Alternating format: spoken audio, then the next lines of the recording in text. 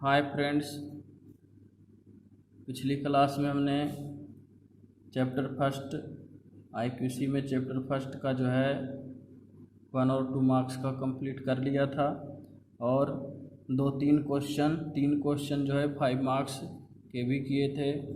ये सारे important topics करते जा रहे हैं। इम्पोर्टेंट क्वेश्चंस जो आ रहे हैं प्रीवियस ईयर में आए हुए हैं उनमें से ही सारे क्वेश्चन हैं। तो आइए आज 4th और 5th क्वेश्चन करें। What is interchangeability. तो आइए जानते हैं इंटरचेंजेबिलिटी क्या है। तो इंटरचेंजेबिलिटी क्या है? एक वे है, एक तरीका है टू रिप्लेस और इंटरचेंज डिफरेंट मशीन कंपोनेंट्स और parts easily without any fitting और एडजस्टमेंट। मीन्स अगर अपने देसी भाषा में समझें तो इंटरचेंजेबिलिटी, मान लो कोई गाड़ी का कोई एक पार्ट ख़राब हो गया, मान लो नोजल ख़राब हो गया, तो उससे कहीं से भी किसी भी कंपनी का अगर लगाते हैं नोजल तो वो उसमें फिट आ जाए, ऐसा कुछ होना चाहिए। एक निश्चित एक्यूरेट साइज होनी चाहिए। अगर ऐसा कुछ होता है तो उसे आसानी से ख़रीदा जा सकता है। अगर ख़राब हो जाए तो उसे आसानी से चेंज किया जा सकता है उस पार्ट्स को। तो ये इंटरचेंजेबिलिटी है। कई जो ऐसे मशीन्स हैं, ऐसी जो है इलेक्ट्रिकल डिवाइस है जिसे चेंज करना बहुत ही मुश्किल होता है। उसके स्पेयर पार्ट्स जो है इंडिया में नहीं मिलते। उसका कारण है जैसे चाइनीज़ माल, पता ही होगा आप लोगों को भी। तो इंटरचेंजेबिलिटी एक वे है जिसके माध्यम से जब कोई मशीन के पार्ट्स या मशीन के कोई कंपोनेंट ख़राब हो जाते हैं तो उसे आसानी से रिप्लेस किया जा सके नियर बाई कंपनी से खरीद कर। This needs that each component should be manufactured with specified accuracy so that they can be properly fitted into the machinery for which they are manufactured।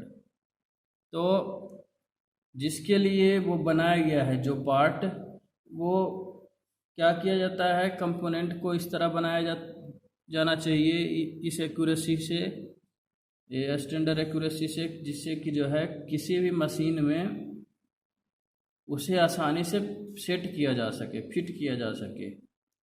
और एनी मशीन कंपोनेंट्स और parts a standard size and accuracy is fixed which must be followed by each manufacturer so that any worn out parts easily fitted.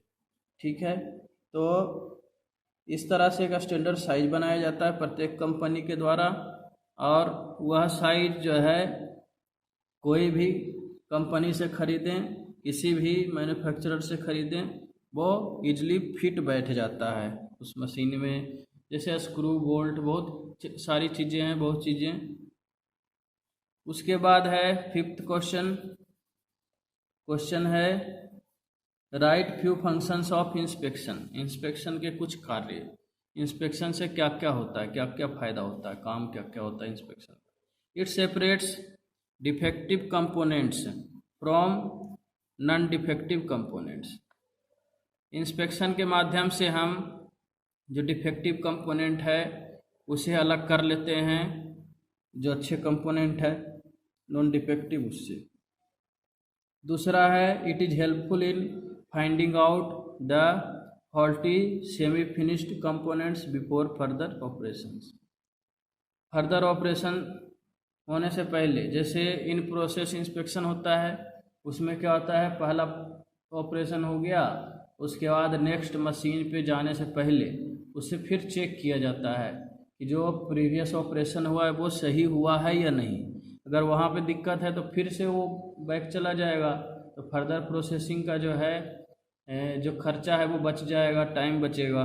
इस तरह से जो है inspection के माध्यम से आसानी से पता चल जाता है। थर्ड है it avoids wastage of money and labour in further working on the defective products, ऐसा ही अभी समझाया था। उसके बाद है it detects the defective products and they do not reach to customer. तो यह जो है इसके माध्यम से, इंस्पेक्शन के माध्यम से प्रोडक्ट जो डिफेक्टिव प्रोडक्ट है उसे पहले से ही पता कर लिया जाता है, पहले से ही पता चल जाता है इंस्पेक्शन के माध्यम से, और वो डिफेक्ट जो है कस्टमर के पास पहुंचने से बच जाता है। इससे जो है कस्टमर और जो सप्लायर है दोनों के बीच गुडविल बना रहता है, दोनों के बीच जो है अच्छी जो है दोस्ती बनी रहती है, दोनों के बीच जो बिजनेस है वो चलता रहता है, बना रहता है। फिफ्थ है it ensures proper functioning of assembled products. यह जो है इसके माध्यम से प्रॉपर फंक्शनिंग पॉसिबल है, असेंबल प्रोडक्ट का चेक हो जाता है आसानी से इंस्पेक्शन के माध्यम से। ये है 5 क्वेश्चन। 6th क्वेश्चन है right planning of inspection. Inspection की प्लानिंग क्या होती है, किस तरह से प्लानिंग करते हैं इंस्पेक्शन से। तो during the inspection the components and products are inspected at various stages during the manufacturing. जब मैन्युफैक्चरिंग करते हैं तो अलग अलग स्टेज पे, अलग अलग ऑपरेशन पे इंस्पेक्शन किया जाता है। तो इसे जो है स्टेप वाइज इंस्पेक्शन किया जाता है। The steps involves during planning of inspection are. क्या क्या प्लानिंग ऑफ इंस्पेक्शन में करना होता है। पहले है व्हाट टू इंस्पेक्ट, क्या जांच करना है ये पता करेंगे, ये जो है लिखेंगे फिर पता करके। व्हेन टू इंस्पेक्ट, कब इंस्पेक्शन करनी है। हु विल इंस्पेक्ट, कौन इंस्पेक्ट करेगा, कौन जांच करेगा, जो भी इंस्पेक्टर है उसका नाम लिखना है उसमें। वेयर टू इंस्पेक्ट, कहाँ पे इंस्पेक्शन किया जाएगा। हाउ टू इंस्पेक्ट, कौन से मेथड से इंस्पेक्शन किया जाएगा, हैंड से, विजुअली, या फिर कोई टूल्स के माध्यम से, या किसी जो है मेजरिंग गेज के माध्यम से। लास्ट है हाउ मच टू इंस्पेक्ट, कितना इंस्पेक्ट करना है। तो ये था क्वेश्चंस, और बचे हुए कल करेंगे। Thank you.